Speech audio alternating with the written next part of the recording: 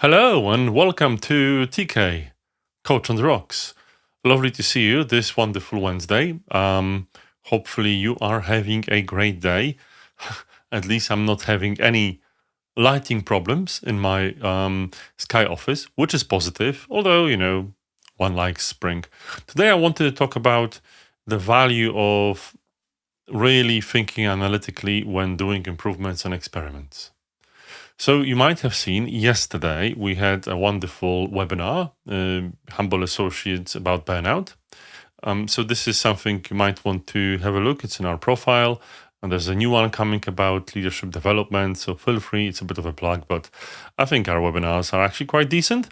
But there's one thing that we always do, right? The webinar is in the afternoon, and next day, what we do is we actually come in and do a bit of a reflection of how it went.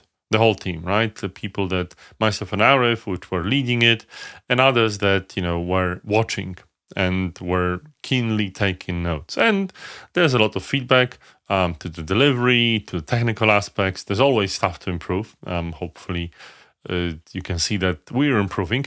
But also, I think there was something interesting today, which is we talked about a very small detail, which is sending reminder emails.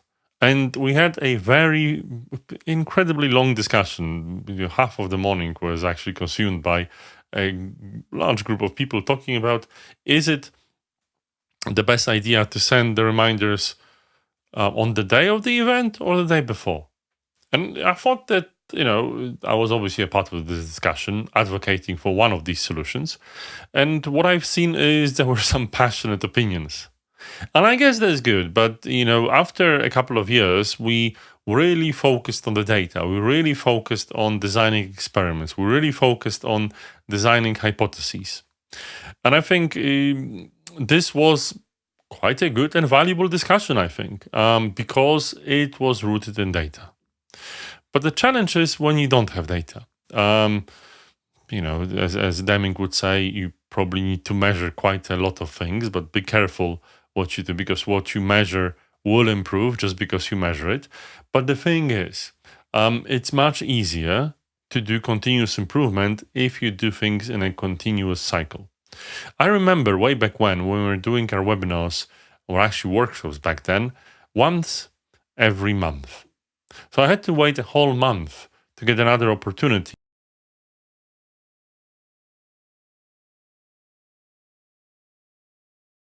Two weeks, which is actually quite helpful because it really helps us to get there. It really helps us to be able to precisely target what needs to be improved.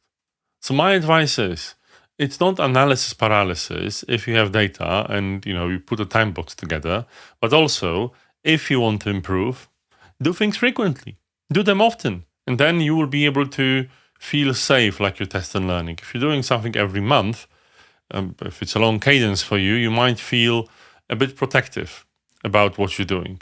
However, if you're doing it every 2 weeks, you might as well risk an experiment. We probably will risk a couple of experiments, and we already have them in place. So watch this space, or actually that space, but because I mean the Humble Associates LinkedIn profile. Visit us there, like and subscribe, as they say. And there's some cool webinars and other pieces of content, like our podcast, coming every week, every other week, or even more frequently. Thank you, and see you soon. Bye-bye.